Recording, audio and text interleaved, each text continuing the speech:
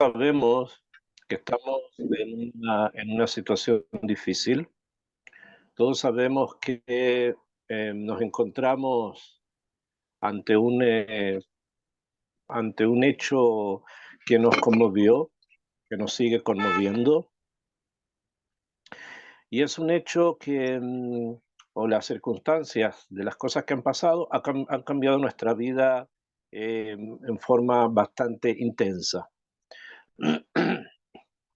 Y por lo tanto, necesitamos de alguna manera volver a reconstruirnos, volver a eh, tejer, como se llama la clase, tejer la geulá particular y también la geulá general. Ahora, el, el tiempo en que esto ocurre, o sea, en los momentos que esto está pasando, coinciden con las parashiot de Bereshit, o sea, Bereshit, Noach, Lech Lecha, etc. Obviamente esto no es algo casual. Esto quiere decir, nosotros podemos mirar las cosas de diferentes ángulos y comenzar a sacar muchas conclusiones que no siempre están en el camino en que estas conclusiones tienen que mostrarse. Como ya les dije, lo que ocurrió nos provocó una situación de zazúa, se dice en hebreo, o sea, algo impresionantemente terrible, terrorífico, y que nos puso de vuelta frente a una realidad que en cierto momento la habíamos, o que prácticamente la teníamos como olvidada, que es el hecho que mientras no haya una Geulá completa, mientras la Geulá no esté completa, nosotros estamos expuestos a muchas cosas. No es, cada situación va aumentando más nuestra cercanía, y eso es correcto. Y si bien hoy día la Itargenut, la organización del pueblo judío, eh, tiene ejército y tiene armas y tiene tecnología, pero eso es un paso, un peldaño que tiene que continuar. Si no continúa, entonces el peldaño, este no es un peldaño firme y puede caerse en cualquier momento, porque el fin es otro, el fin no es la tecnología, sino el fin es transmitir a través de la tecnología un mensaje, como lo que estamos haciendo hoy día. Si bien se necesitaron muchos años, se necesitó muchísimo pensar, se necesitó una gran cantidad de personas que fueron muy sabias para lograr crear, por ejemplo, las redes de Internet y lo que hoy día estamos utilizando, todos estos aparatos que usamos para podernos comunicar en las circunstancias en las que estamos, se necesitó años y años de pensamiento, años y años de meditación y años de experimentos. Sin- y se llegó a lo que tenemos hoy. Pero esto no es el fin. O sea, el fin no es la tecnología, sino que el fin es lo que yo voy a transmitir por esta tecnología. Y esto es lo que hacemos, por ejemplo, ahora que estamos estudiando Torah. Entonces, el hecho de que tengamos algo hoy día, tengamos una casa, un techo, tengamos perspectivas para el futuro, cosas que hacemos, todo eso es Baruch Hashem, pero todo eso puede cambiar, porque eso no es el fin. No es la finalidad nuestra llegar a un barrio, alquilar una casa, comprarme un traje, comprar solamente la comida para Shabbat, que todo eso está bien, pero esos son pasos previos a cosas muchísimo más profundas, que son ¿qué hago yo con eso? ¿Para qué compro? ¿Para qué alquilo? ¿Para qué? Hay algo allí que necesita avanzar. Y yo creo que en muchos sentidos nos habíamos olvidado. Nos habíamos olvidado de esto y aunque habíamos escuchado historias, ¿no? Historias recientes y también historias antiguas. Y todos aquellos que estudian Torá conocen las historias de los tzadikim a través de las diferentes épocas, y también conocen las historias que se han contado de las cosas que han ocurrido no hace mucho tiempo. Pero todos nosotros conocemos lo que dice Lutzato en el Mesilat Yesharim, que la Shijejá Metsuya, que el olvido es frecuente y nos olvidamos, no lo recordamos, nos cuentan una historia de algo que ocurrió y eso pasa a ser como una anécdota y no nos damos cuenta que esa anécdota nos puede pasar a nosotros. Esto es algo así, así funciona el mundo, ¿no? Entonces, como que nos habíamos olvidado de todo lo que aconteció y pensábamos que llegábamos o transitábamos por calles seguras, por lugares donde hay una locomoción que es también segura, entre comillas. Yo vengo de Chile y el subir a un colectivo, nosotros le decimos micro, en Chile es realmente una aventura porque ahí hay muchos rateros, hay muchos ladrones. Entonces, si subes a un autobús te pueden robar todo. Y así en el metro y en todos estos lugares públicos. Entonces uno llega acá y ve que sube, la gente se sienta, a veces hay una discusión por algo que cuando yo lo pienso con respecto a lo que yo había vivido antes, encuentro que es tan absurdo lo que están discutiendo que no hay que prestar atención. Y simplemente uno piensa que está bien, que todo funciona, que todo Baruch Hashem. Y es así, en algunos lugares es así. Incluso ahora es así. Pero esta situación que nos aconteció nos tiene que enseñar que debemos fortalecernos en algo más que en los logros materiales. Porque si solamente tenemos esos logros materiales, siendo el más alto incluso la vida puede perderse. Entonces, hay algo más, hay algo muy profundo que debemos tratar de conectarnos a esa savia profunda que existe en Am Israel. Y esto no es solamente en este momento, tiene que ser siempre.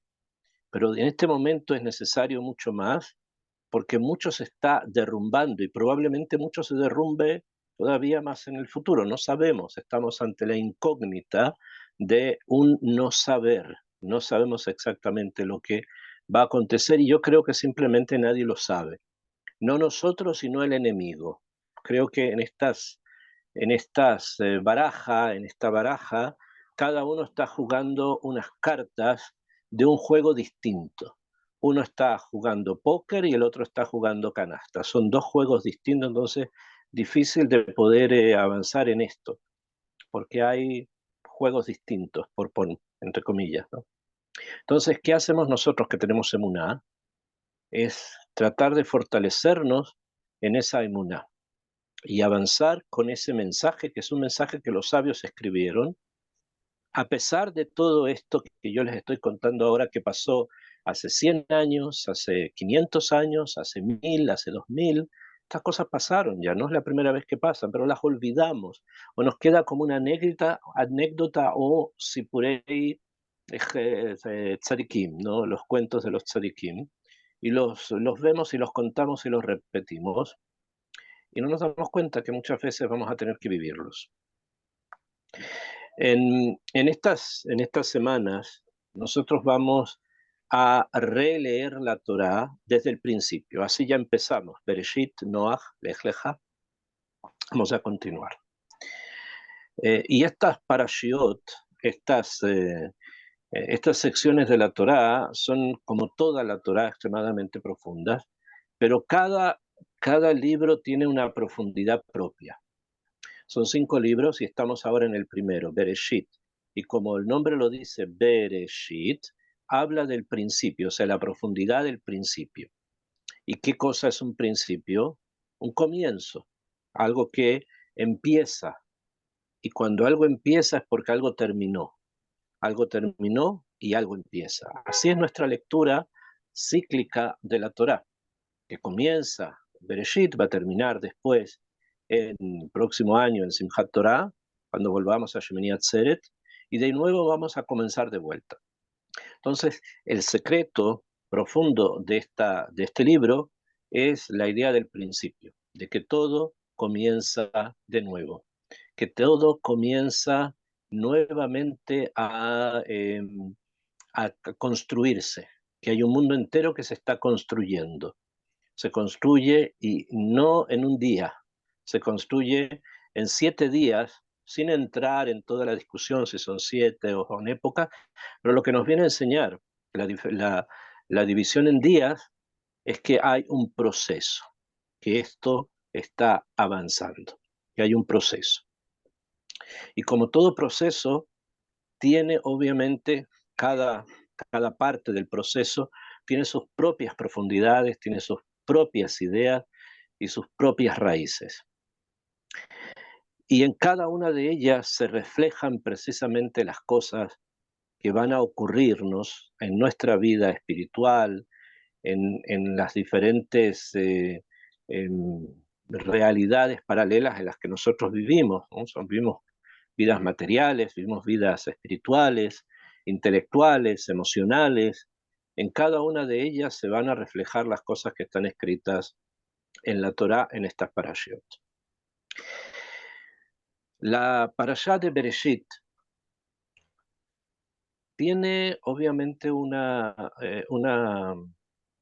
idea que es la básica, ¿no? La creación del mundo, y también la caída, el pecado del Etzadat, y las primeras generaciones hasta la aparición de Noah.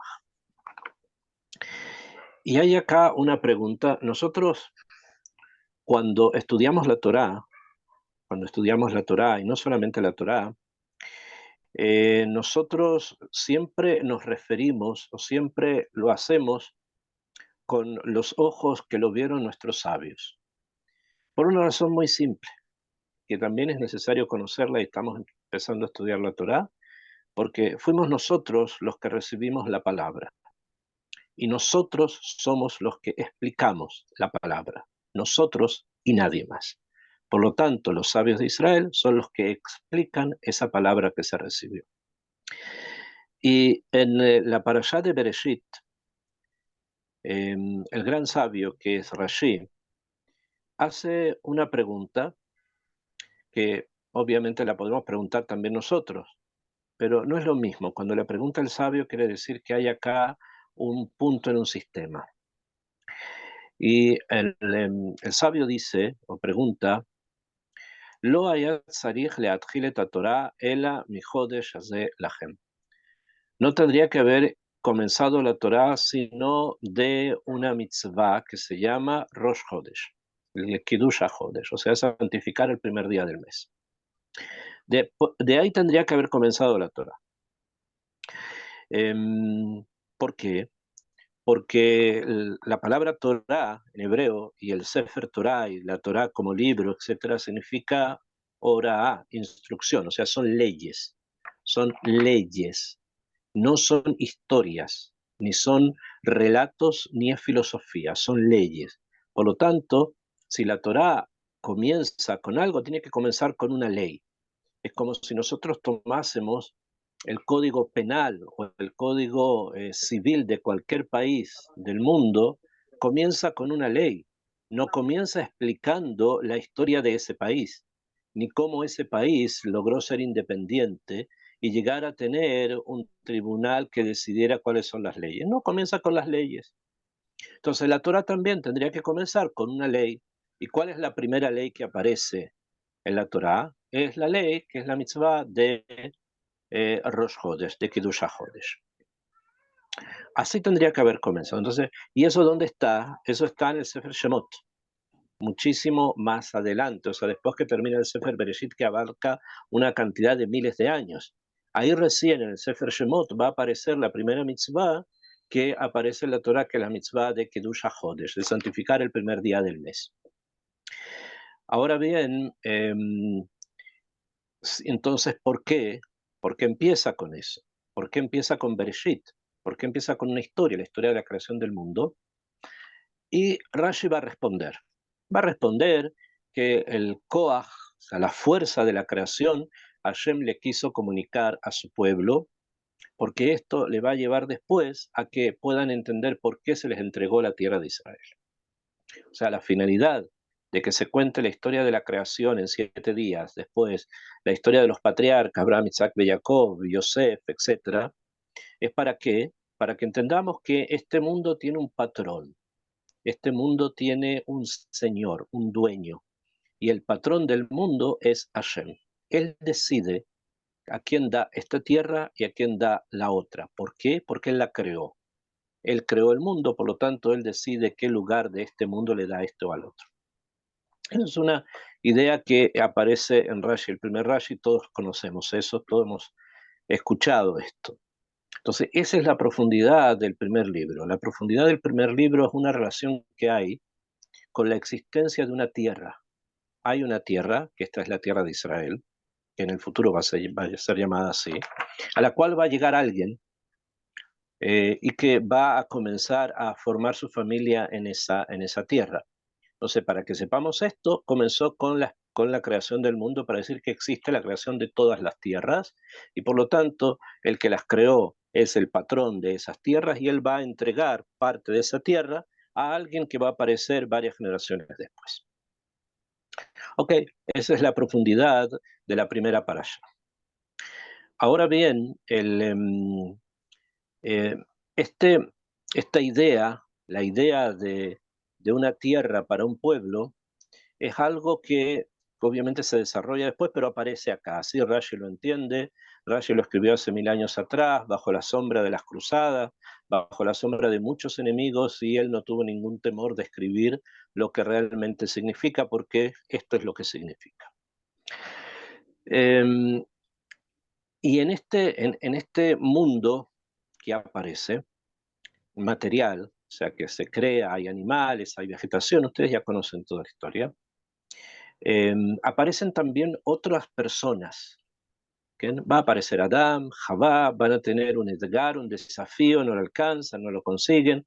Después va a estar Cain, Hebel, se produce lo que ya sabemos que se produce entre ellos. Va a aparecer Shet y van a aparecer otras personas dando vuelta en el mundo que van a ir cada vez enturbiando, van a hacer cada vez algo turbio con respecto al mensaje primero que Hashem quería dar. Y hasta que, bueno, ya sabemos que viene la generación del diluvio, que con el final de la parashá de Bereshit aparece la parashá de Noach, y ahí en la parashá de Noach, entonces encontramos que Kadosh Baruj Hu decide recrear el mundo, o sea, crearlo de vuelta, porque el primer mensaje que había aparecido en los primeros 7 días de la creación había sido trastornado, había sido destruido por una fuerza que el Tanaj va a llamar después, o sea, va a llamar en la parashá de Noah, va a tener un nombre. ¿Bien? Y está escrito cuál es esa fuerza que destruyó el mundo, cuál es la fuerza que destruyó el mundo y por lo cual fue necesario recrearlo, o sea, hacer que desaparezca y que aparezca uno nuevo a nivel humano y no solo humano. Dice la Torá en la parashá de Noach, Batishahet haaretz lifnei Elohim. Se corrompió la tierra delante de Dios, Batimale haaretz jamás. Y se llenó la tierra perdón, de jamás. Eh, Obviamente nada de lo que ocurre en el mundo es un micré, nada de lo que pasa en el mundo es fortuito. Y la aparición acá de una palabra en hebreo que significa robo, jamás significa robo con violencia. Cuando aparece aquí, no aparece en forma fortuita en justamente una semana después de la creación del mundo. ¿Por qué? Porque esto quiere decir que las personas que habían florecido, entre comillas, descendientes de Adán y de Javá, porque la otra línea de Cain va a desaparecer finalmente.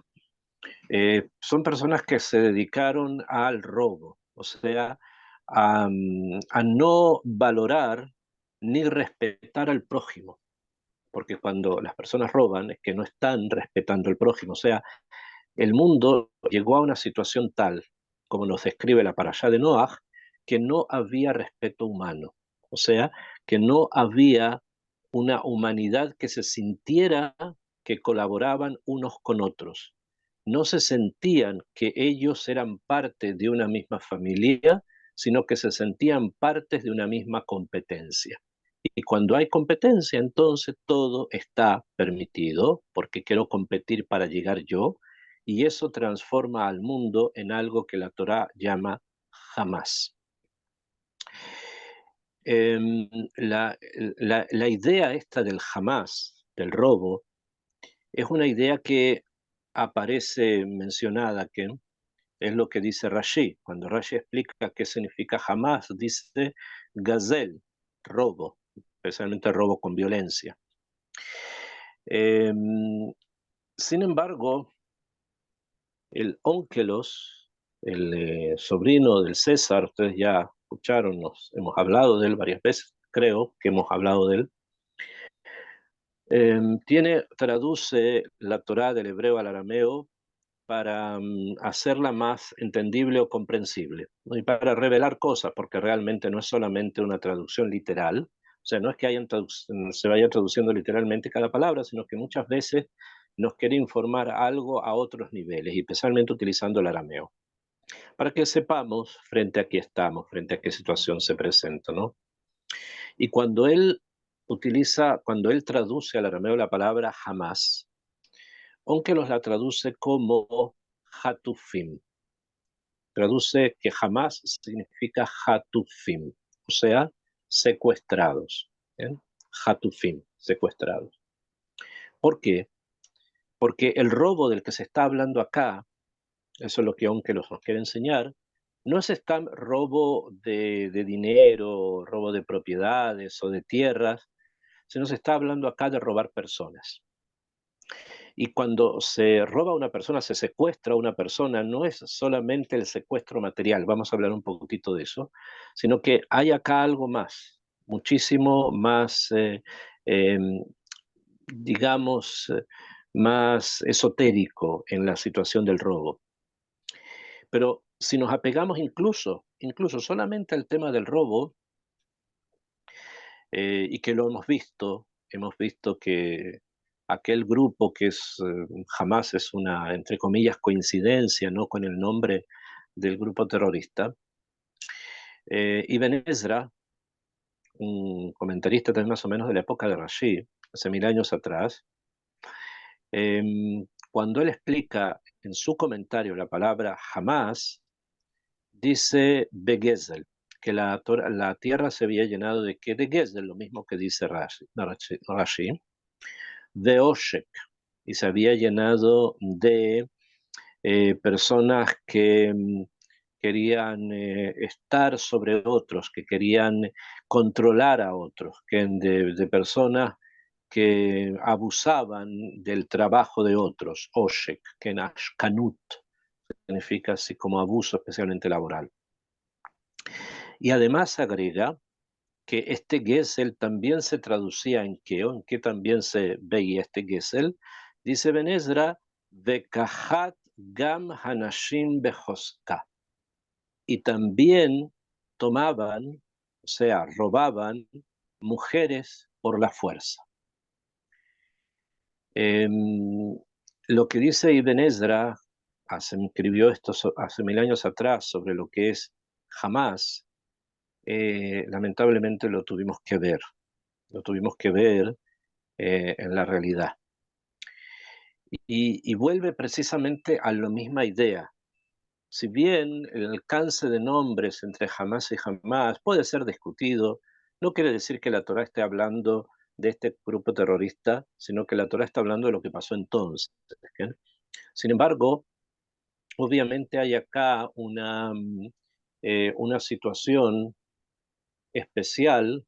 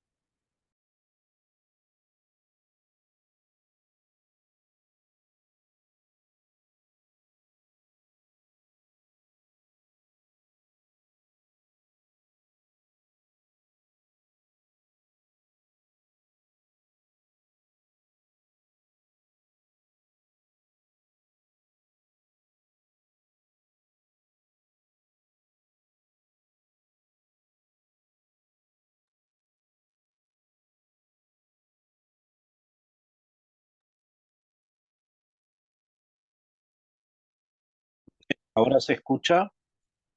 Si alguien me puede mandar por el chat si se escucha.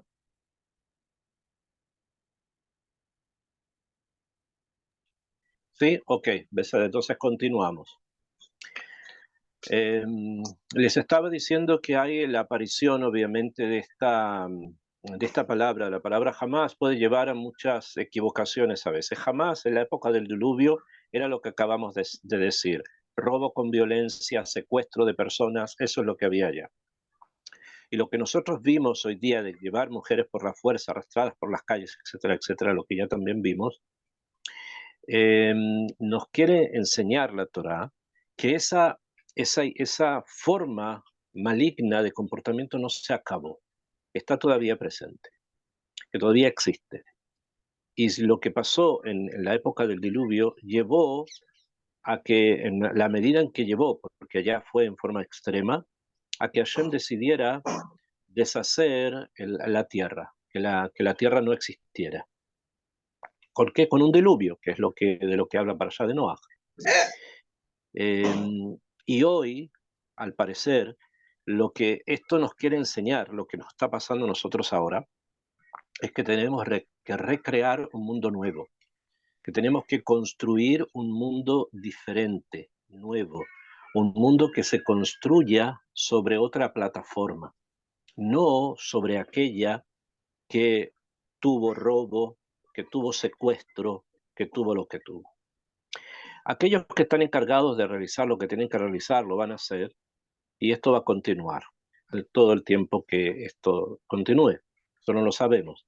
Pero lo que sí tenemos nosotros que aprender a nivel personal y especialmente a nivel emuní, a nivel de emuná, que debemos construir un mundo nuevo, que debemos poner un paz, debemos poner una raya, un diluvio sobre todas nuestras malas conductas, sobre todas nuestras malas cualidades, sobre todo aquello que se parece o que está cerca del robo, que está cerca de la ofensa, de la falta de respeto humano, del secuestro. Yo les había dicho que el secuestro del que está hablando acá no es solamente un secuestro físico, sino que también es comunicar malas ideas, es dar malos consejos, es buscar que el otro se caiga, es buscar que el otro tropiece, no ayudar a la persona cuando la necesita y dejar y ver cómo se derrumba emocionalmente, cómo se derrumba de todo tipo, sin dar la pauta necesaria para que buscar algo que lo pueda ayudar.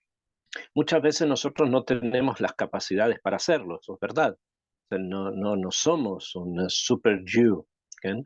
Como hay un Superman, no hay un super yo que pueda solucionarlo todo, pero por lo menos dar las direcciones, ir acá, habla allá, escucha esto y volver constantemente a nuestras grandes fuerzas, que son la lectura de Teilim, Afrashat Halá, Talmud Torah, estudiar Torah. Estas son las cosas que nos pueden dar esa emuná, esa fuerza para reconstruir un mundo donde hemos visto que tanta maldad existe. Por lo menos nosotros debemos construir ese mundo, saber qué es lo que no queremos y qué es lo que sí queremos. Eso es, en líneas generales, la segunda parashá, que es la parashá de Noah, que es algo importante y profundo que debemos entender. Ya les dije que cada una tiene su propia profundidad. ¿No? Noah tiene esa cualidad de entendernos que hubo algo que desapareció y que nosotros tenemos que construir algo mejor, diferente. Después, Besrat Hashem, eh, vamos a continuar con la parashá de Lech Lecha. Y esta parashá obviamente nos da la pauta, o sea, nos enseña quién es el que aparece. O sea, cuando Rashi explicó que la creación del mundo nos viene a enseñar que Hashem es el patrón y que nosotros no somos simplemente trabajadores en este mundo, y que hay una tierra que Él va a entregar a alguien, ahora aparece ese alguien. Ahí aparece la figura clave que va a recibir precisamente la jalá del mundo, o sea, que va a recibir la parte más preciada, más profunda y más sutil de este mundo, que es la tierra de Israel. O sea, que la tierra de Israel tiene unas energías que solamente pueden desarrollarse a través de las energías humanas que van a ingresar en ella. Y esto es precisamente la aparición de una persona, de un patriarca.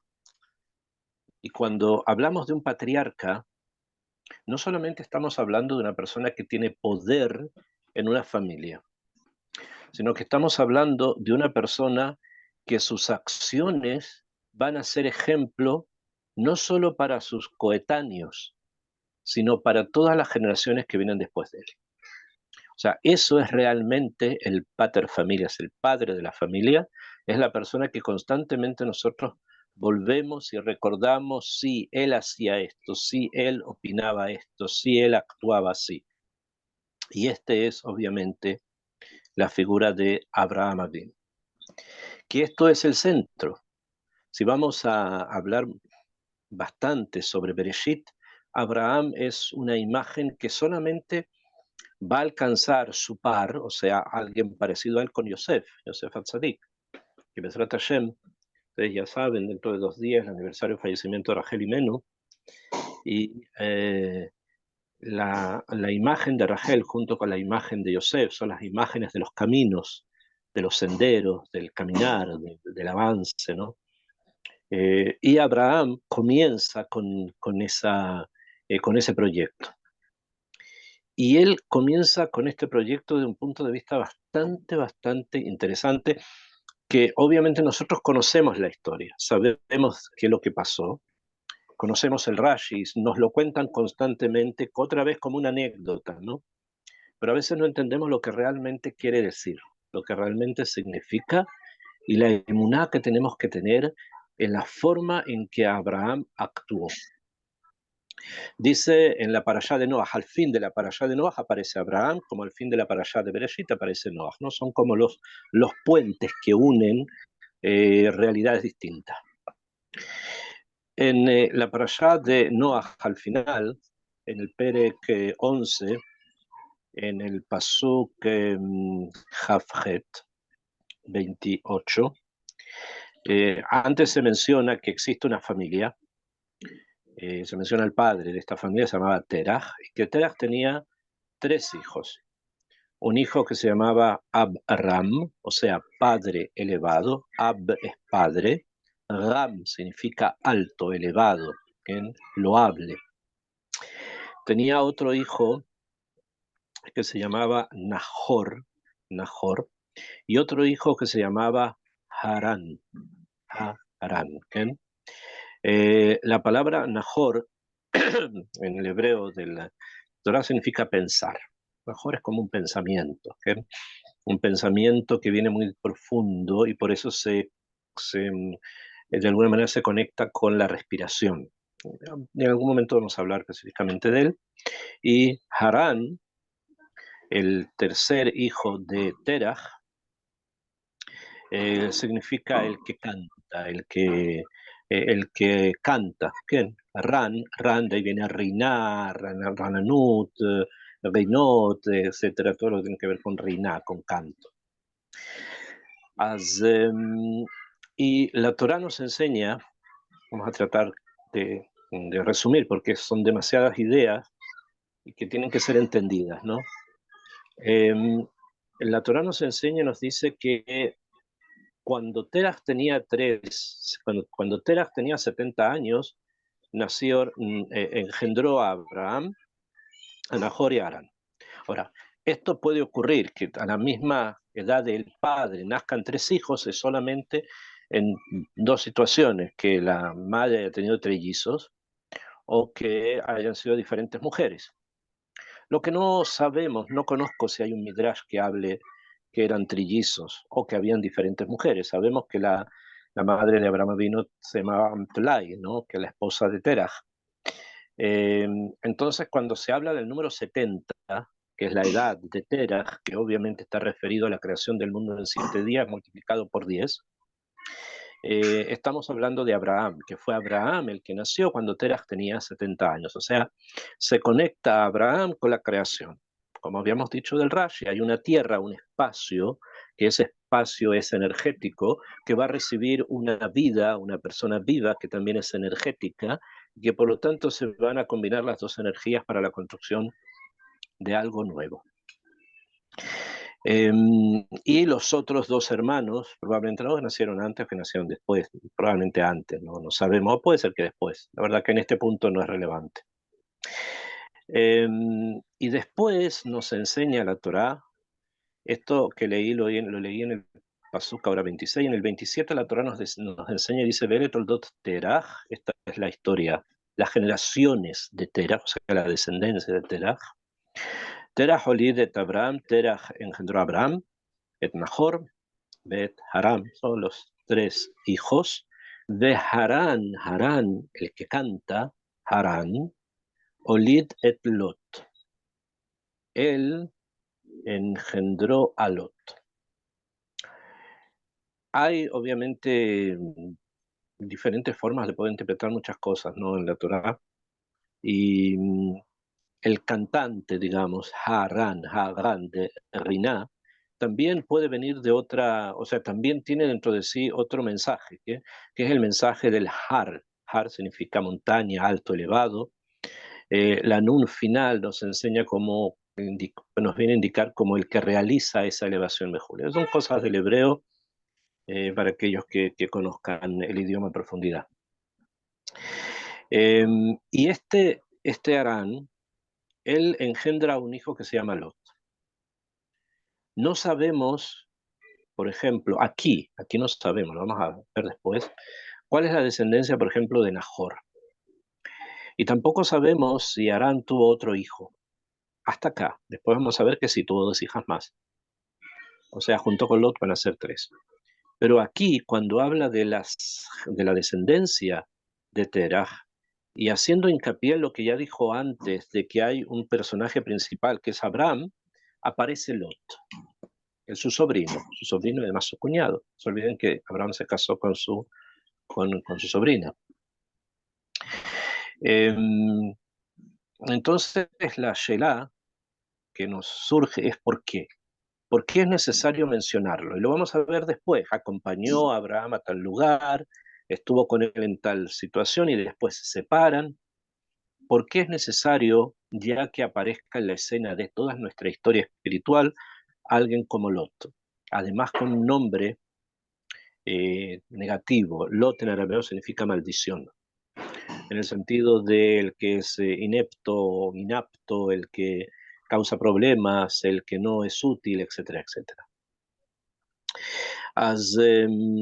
Entonces, acá tenemos que tener presente que esto que comienza acá va a terminar muchísimo tiempo después. No se olviden que Lot tuvo dos hijas, que a través de estas dos hijas nace de una Moab y del pueblo de Moab, Ruth. De Ruth, casada con Boaz, se va a producir la simiente del Mashiach. Por lo tanto, Lot no es un personaje que vaya a quedar simplemente en una especie de background, una especie de trastienda, no va a estar presente muy paralelo a Abraham. Si bien Abraham elevado, Lot no tanto se va a vivir ahí es Dombe Amorá, a pesar de que sabe cómo ellos son, pero en algún momento se van a reunir.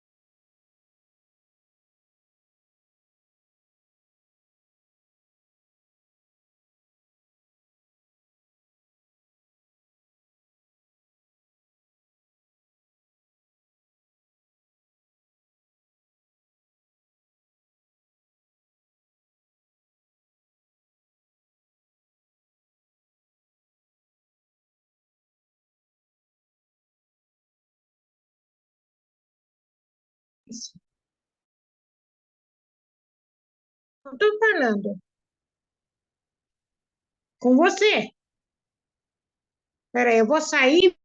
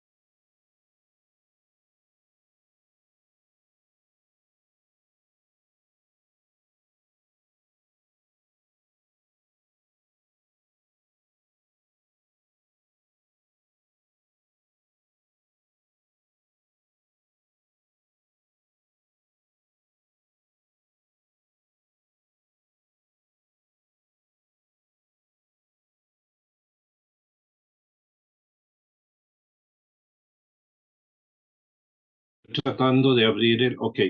¿Me están escuchando? ¿Me escuchan o no me escuchan? Sí, sí, Ahora sí, ahora sí, Rabino. Rabino. Escuchamos. ¿Me escuchan? Sí, Rabino. Ah, ok, Beseder, porque no sé qué ocurrió, algo pasó con con la transmisión del dispositivo que tenía y se interrumpió. Pero vamos a continuar, todavía tenemos tiempo, Beseder Hashem, podemos continuar. No sé qué pasó, se interrumpió algo en el dispositivo. Bueno, me escuchan y me ven, ¿ok? Todo. Estábamos hablando de, para poder continuar, porque tenemos todavía que después preguntas si ustedes quieren. En el Pasuk 28 que estamos estudiando de la Parashá de Noach, se dice lo siguiente: Vayamot Harán, y murió Harán al Penei Terah. Murió Harán delante de Terah, Aviv, su padre, Beeretz Moladató, en la tierra donde nació, Beur Kasdim, en la tierra de los Caldeos. Ok, ¿de qué está hablando acá? Para Rashi le resulta un poco difícil lo que dice lo que dice la Torá, que él murió delante de su padre. ¿Qué significa eso de que muere delante del padre? Entonces, Rashi nos instruye que la explicación simple quiere decir que Abraham murió cuando su padre estaba vivo. Ok, muy bien. Sin embargo, después Rashi trae un midrash, y un midrash que todos conocemos, que todos hemos escuchado de él, pero no sé hasta qué punto hemos entendido lo que realmente ese midrash quiere decir. El midrash dice, Midrash Agada Omer, Rashi lo fija acá en la Torah, dice, Al Yede Aviv Met, por medio de su padre fue que murió, no delante del padre, sino por, de alguna manera, algo que el padre hizo. ¿Y qué fue? Shekabal Terach al Abraham beno lifnei Nimrod al shekitet et Selama. Porque Terach se quejó delante de Nimrod, que era el rey, o sea, el poder político del momento. Se quejó porque Abraham había roto los hijos. Y entonces, ¿qué pasó? Nimrod ishlijó, lo arrojó le kibshanaesh. Nimrod lo arroja a un horno de fuego. De Arán Yosef de Omer Belibo. Y Arán se sentó y pensó. ¿Qué fue lo que Arán pensó? Im Abraham notzeach ani mishelo. Si Abraham tiene éxito, o sea, que sale vivo de esto, yo voy a ser de él, me voy con su partido político, entre comillas. Vein Nimrod notzeach, pero si es que Nimrod tiene éxito, ani mishelo, yo soy de él. ¿Okay? ¿De quién? De Nimrod. Porque Shenitzal Abraham, cuando Abraham se salvó, Amru lo le Harán, le dijeron a Harán, Mishal miata, ¿de quién eres tú? Amar Lahem les dijo a ellos, Harán, que les dijo, Mishal Abraham ani, yo soy de Abraham, yo estoy con Abraham, creo lo que Abraham cree. Beishlijuhu le kibshana esh ben Israel. Y lo tiraron al horno de fuego y se quemó. Bezeo, y esto es lo que significa Urkasdim, el horno de los caldeos, ¿ok?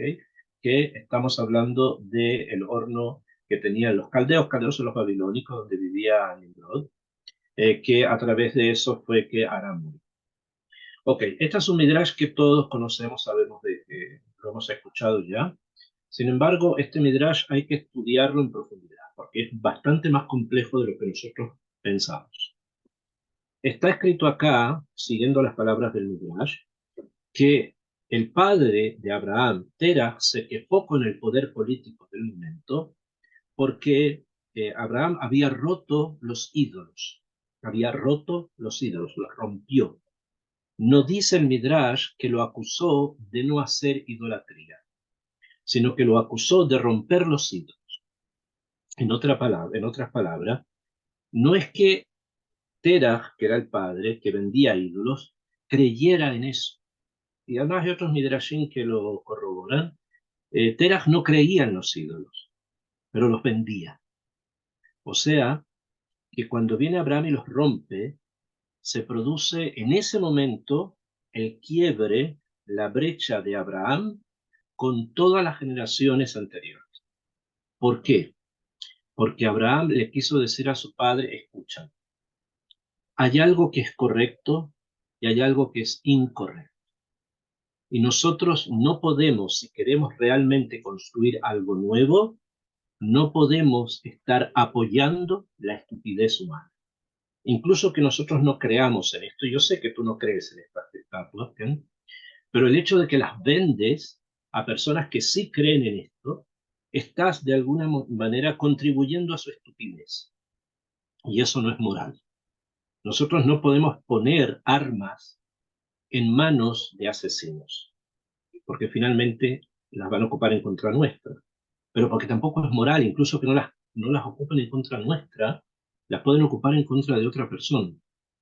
Por lo tanto, Abraham en ese momento rompe con todo lo que tenía previo, porque él dice, nosotros vamos a construir otro mundo, otra sociedad, otro ser humano que tenga valores y que no por necesidades o no por provechos económicos o ganancias económicas esté dispuesto a fomentar la estupidez humana. Eso es Abraham y ese es el punto de quiebre con su padre. Su padre era la persona del politically correct, o sea, de ser políticamente correcto. Si no es correcto decir algo o no es correcto decir otra cosa, entonces me cae para no tener problemas. ¿Bajó? Pero no. Abraham dijo, no, así no es. Y en ese momento era una cosa, hoy día es otra. Hoy día son otras cosas. En ese momento vendían ídolos, que la gente era idólatra. Pero hoy día pueden ser otras ideas y que ellos soportarlas o callarlas o no oponerse a tantas cosas es seguir el camino del Nimrod. ¿Y de quién? De Terah. Y eso Abraham no lo va a hacer. Y es por eso que él marca un punto de quiebre con respecto a su padre que representa generaciones anteriores también. Y una forma de pensar en una cultura, era un pensamiento, una forma de ver el mundo en el cual hay que aprovechar lo que existe. Y si es así, entonces aprovecho lo que hay. No. Abraham dice, no, hay una verdad y esa es la verdad que se fomenta, esa es la verdad que se construye. Y nada que esté en contra de esa verdad va a ser parte de nuestro proyecto.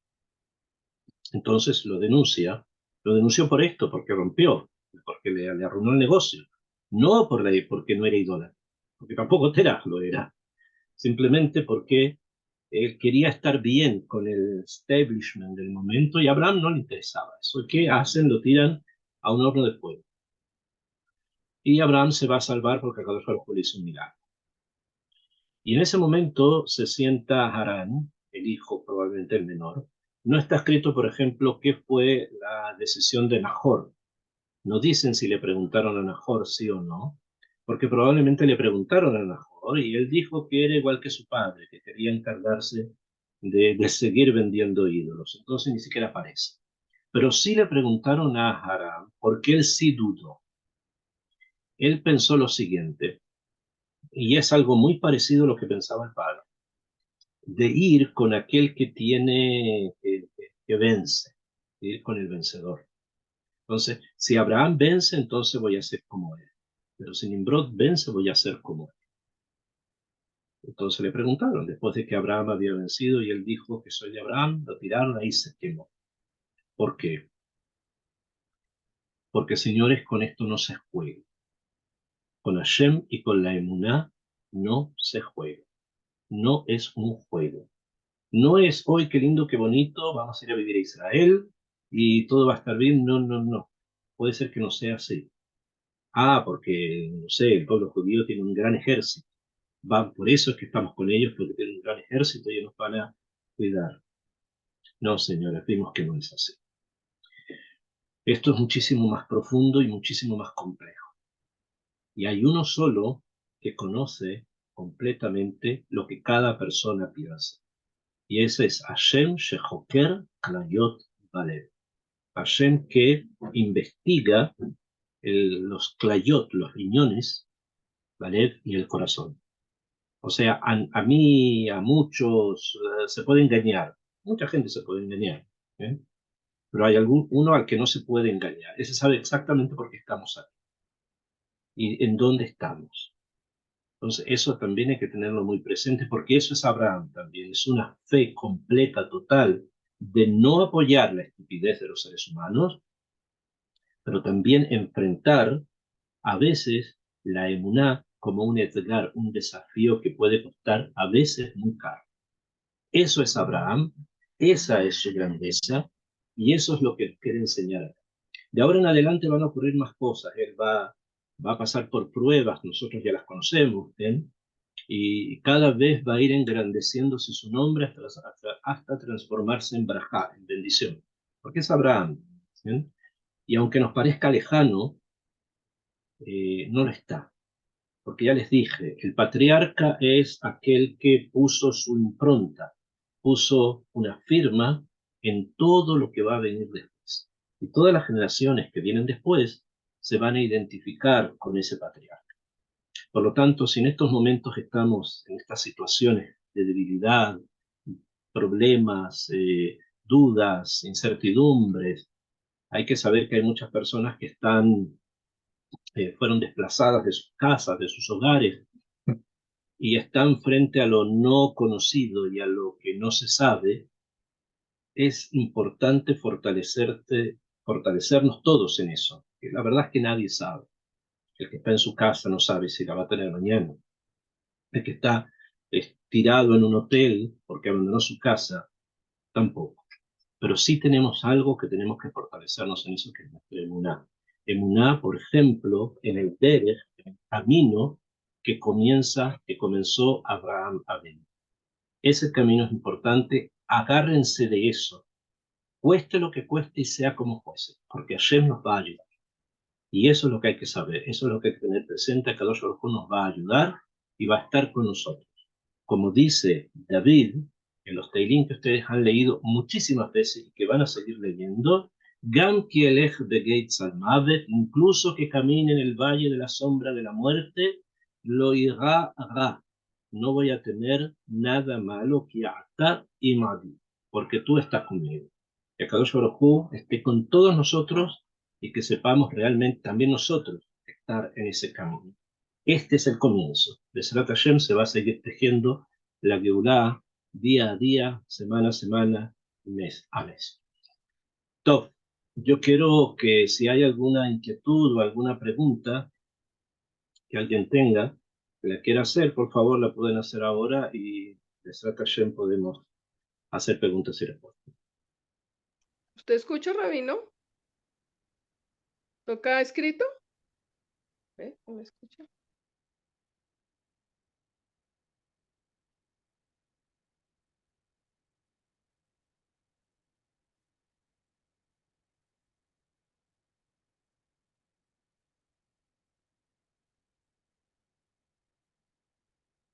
No, al parecer puede ser que a lo mejor tengan otra clase, no sé, entonces vamos entonces a quedar acá si es que no hay preguntas. Besat Hashem, no sé qué va a ser la próxima semana, pero si no es que podemos hacer las clases presenciales, vamos a tratar de hacerlas por Zoom. Vuelvo, les digo, si hay alguien que quiere hacer alguna pregunta, por favor. Y si no, Besat Hashem, nos veríamos en la próxima sesión, ya sea presencial o por acá.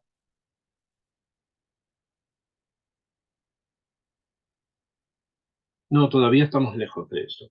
Pero sobre el exilio de Ismael es algo que todavía está, todavía no es pronto como para poder decir que estamos allí. Además, el exilio de Ismael es compartido siempre por el exilio de Edom. Van a estar esas dos fuerzas ahí presentes y van a que caminan una al lado de la otra muchas veces. Entonces, no es algo completo, es algo que siempre es compartido. No se olviden que gente de Sab se casó con gente de Ismael con gente de Sab, entonces hay algo compartido. Bien, el tema es extenso y hay que estudiarlo.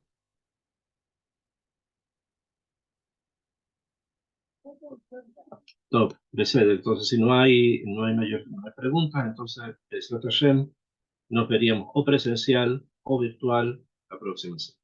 Que Akadosh Baruj Hu les mande muchas bendiciones y muchas hatzlahot a cada uno de ustedes, a cada uno de ustedes. Amén, Rabino. Muchas gracias, Rabino. Muchas gracias de Atlajá.